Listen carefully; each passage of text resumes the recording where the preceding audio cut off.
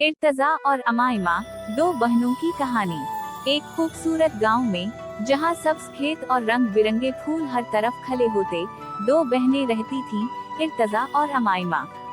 दोनों एक दूसरे से बेहद मोहब्बत करती थीं, लेकिन उनकी आदतों में जमीन आसमान का फर्क था। अमायमा बड़ी थी, संजीदा और जिम्मेदार, जबकि इर्तजा छोटी, शरारती और हंसमुख थी।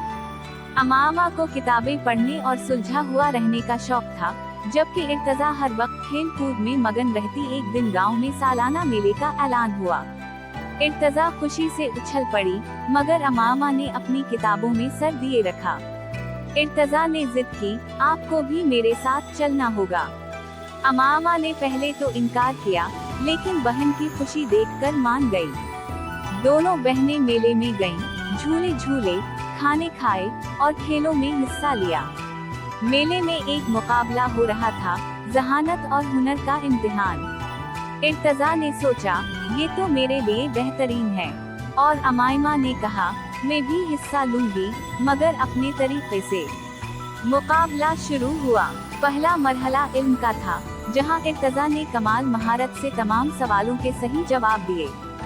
दूसरा मरहला तख्लीकी सलाहियतों का था, जहां अमायमा ने अपनी जहानत से सबको हैरान कर दी।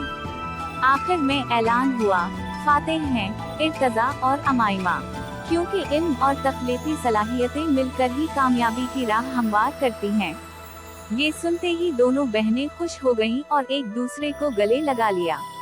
इस दिन के बाद इर्तजा ने जिंदगी में मजा लेना सीखा और अमायमा ने समझा कि इल्म और मेहनत भी जरूरी होते हैं।